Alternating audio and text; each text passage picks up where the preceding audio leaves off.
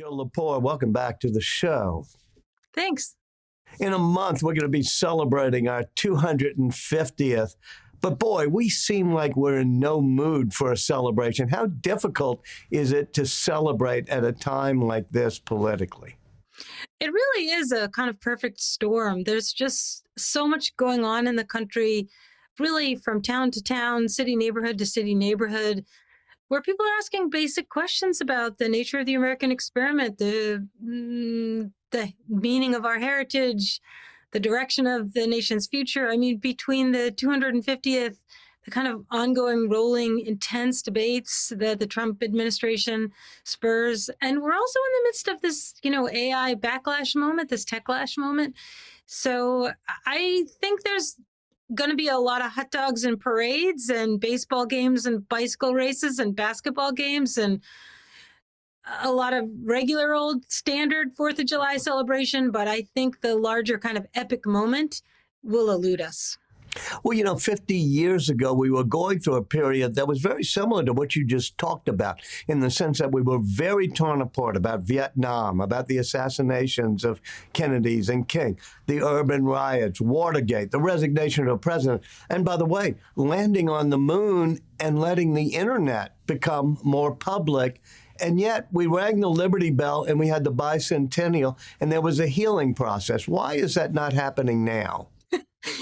I sometimes wonder how much of a healing process it was. I don't know about you. I was a little kid for the bicentennial, and I remember mainly it just being a blast. Like, we had to sew our own colonial dresses and wear a tall mob ships cap. Came up, yeah. And the Girl Scouts, we went out and we painted the fire hydrants red, white, and blue. So I have a kind of kid's eye view of it. But I did spend a lot of time researching what the bicentennial meant for a piece that I wrote in the New Yorker. And one of the things I came across that was so wonderful, the National Park Service made a documentary in 1974-75 where they went and just interviewed people at national parks, like national historic parks too, right? So Philadelphia and San Francisco, as much as Yellowstone and the Grand Canyon, and asked people what the bicentennial meant to them. And the answers are remarkably candid and wide-ranging, and there is a lot of cynicism.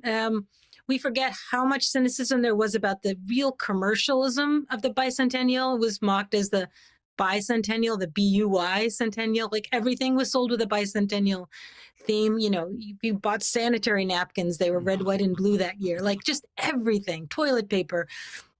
Anything that you bought at any restaurant came with a quote by Paul Revere on it, So it was tacky and cheesy in all kinds of ways. Although for kids, I think that was fun. I remember thinking those were fun things to collect. But there was a lot of cynicism about the nature of what did the country have to celebrate, after Watergate and Vietnam, the Pentagon Papers.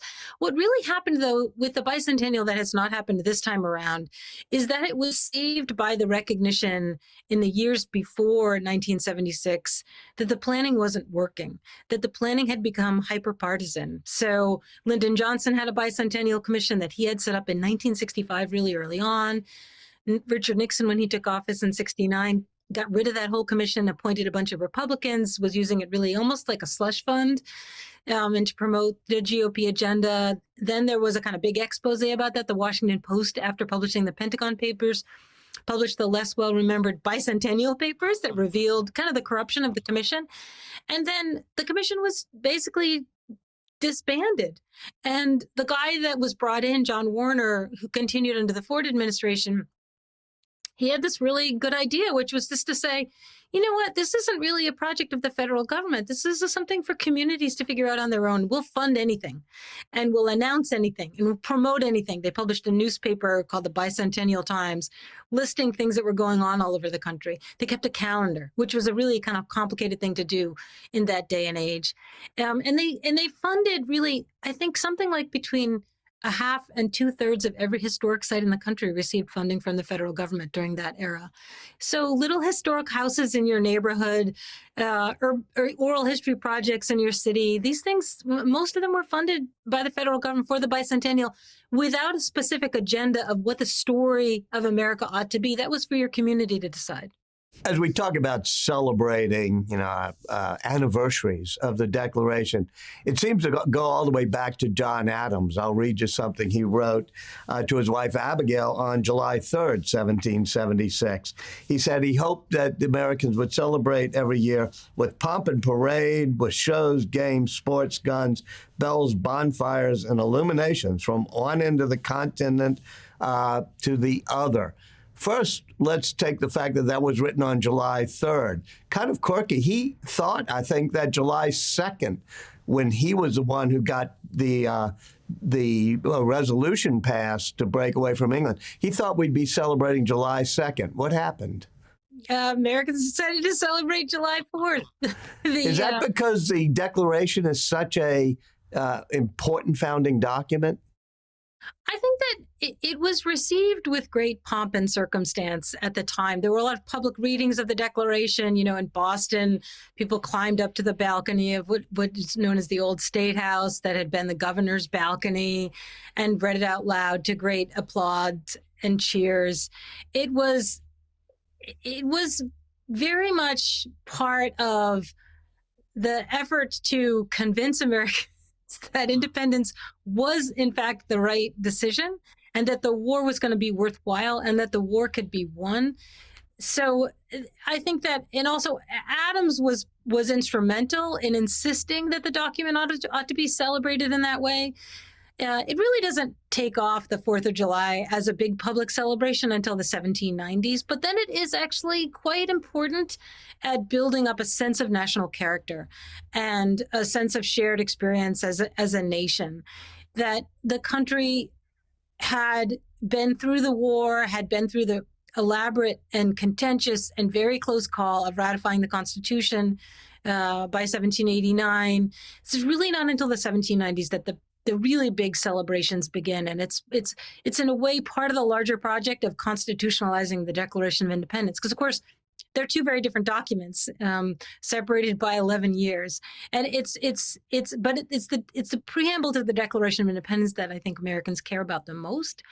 And often think is in the Constitution. But in a way, it gets written into the Constitution by the way we celebrate it on the 4th of July. We don't really celebrate Constitution Day, which is September 17th, and wasn't a holiday until the 20th century.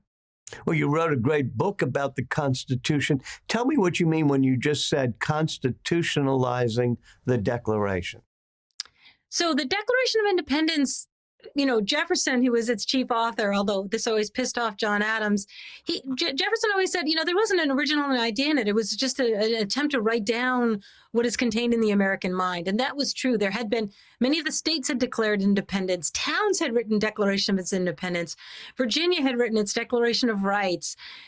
A lot of state constitutions that were written in the early months of 1776 had language in them that found its way into the Declaration of Independence. So it wasn't like something that dropped out of the sky. It was a document that was produced by the American people. And Jefferson just essentially wrote it down like a scribe. That's how he would have talked about it.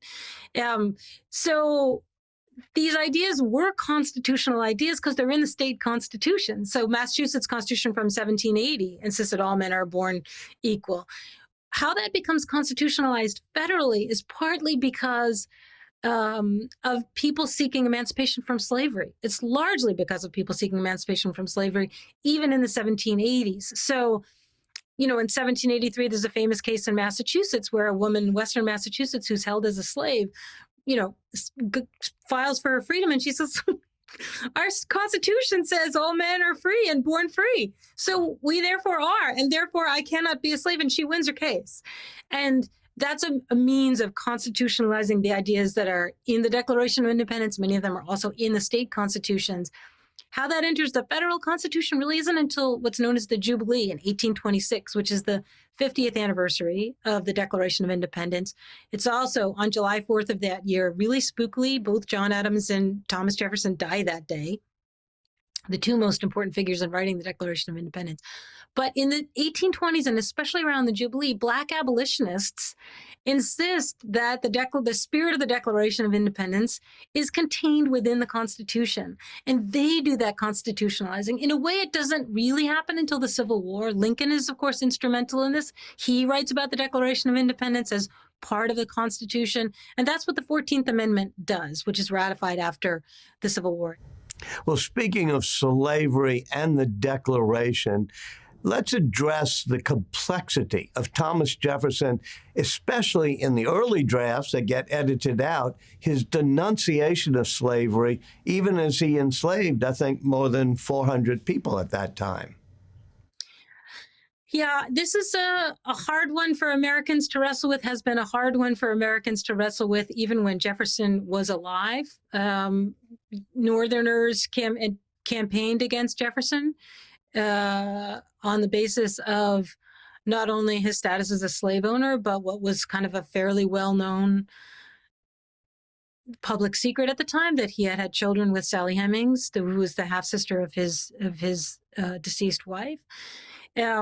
Jefferson's relationship to slavery was a scandal in his lifetime, and it remains so across time in ways that are really worth re-examining. And it's one of the projects of Monticello, Jefferson's Virginia home, to lead a conversation for the nation around the multiple meanings of Jefferson's plea for equality and liberty and universal rights, and our need as a country to face the history of slavery and its many descendants and legacies. So I think that it's worth looking at how odd it is that Jefferson, as an owner of human beings, denounced slavery as an institution in his draft of the Declaration of Independence, denounced the slave trade, and then weirdly blamed it on the king. And Congress deleted this paragraph. It was the last and final and longest paragraph in the Declaration of Independence, most of which is a list of grievances against the ultimate indictment of the king, right? That's what he meant it to be. The worst thing the king has done is, because there had been some efforts to close the slave trade, and he's blaming the king for having made those not happen. So, I mean, it's a very complicated story. But in any event, Congress looked at this draft, the Continental Congress, and said, yeah, we're going to just take that out in its entirety. Remember, this is a time at which people in England who were not supportive of the American independence movement liked to point out the hypocrisy of Americans who were crying for liberty while holding millions of human beings in a state of slavery, and that it would call more attention to that hypocrisy to put this language in the Declaration of Independence. This is one of the arguments against it. One of the great contradictions is when they're sitting there in the room writing that declaration. You've mentioned Sally Hemings, but in that room is Robert Hemings, the older brother, an enslaved valet of Thomas Jefferson who came up with him from Monticello. Explain to me the complexities that must have been going on in Jefferson's head. Yeah, and it's important to remember the intimacy of that relationship, too. I mean, Hemings would have shaved Jefferson every day, would have dressed Jefferson every day. Hemings was himself literate. He might have been fetching books or papers for him in some way or another, engaged in this project. He's a very mysterious figure in the historical record. The historical record is incredibly asymmetrical. We know so much about Thomas Jefferson. We know so little about Robert Hemings, in spite of the incredible work that so many historians have done to recover that life and the life of so many other of the people held by Jefferson in particular, just because the story is so important to the nation's founding.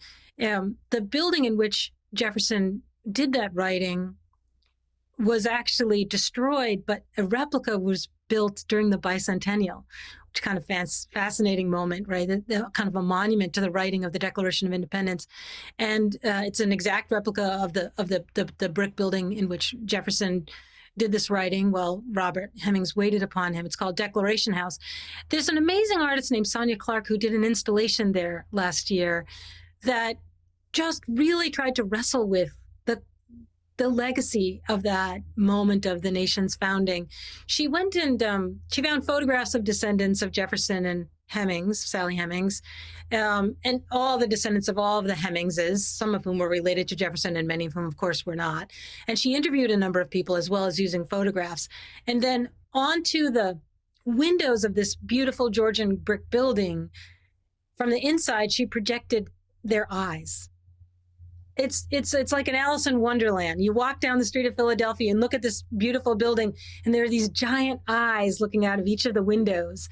And they're the eyes of the descendants of Jefferson and Hemmings, just occupying that space, bearing witness, looking upon you. They're moving, they're animated, right? Because she was videotaping them. You can tell people, sometimes some people are smiling, they're telling stories about their family. She asked them to tell family stories. And it's just a kind of, I think, an example of the way in which art and storytelling and poetry, historical writing, public history projects are able to do the really important work of celebrating the nation's founding, the writing of the Declaration of Independence, and also inviting all of us to think about our place in the nation's story and the place of people that we might not have thought about as founders of the United States, and the ongoing nature of the American experiment. You've written in one of your books about how each side sometimes tries to capture our history, and that sometimes, especially when we're looking at our founding, we make it, either we demonize it or we totally sugarcoat it. Is that happening worse right now? I don't know that I think it's worse. I think it's dangerous. It's always dangerous when your view of the past maps on conveniently to your political preferences. And I think for viewers, if that seems familiar to you, you should be a little bit concerned, right? We have a very hyper-polarized politics, and we have a hyper-polarized sense of the American past. And I think that's not worse, maybe, than it has been in other moments, but more dangerous because of the appetite for political violence on both sides of the political aisle that's really been increasingly documented in public opinion research. That so when you have a view of the past, the present, and the future that is irreconcilable with the views of time held by people with whom you disagree politically, and you also think maybe there's no possibility that you might be a little bit wrong, and you maybe even entertain the possibility that you are so right that violence might be a proper means to advance your version of these events, that's an insurrectionary political culture. Jill Lepore, thank you so much for joining us. Thanks a lot, Walter.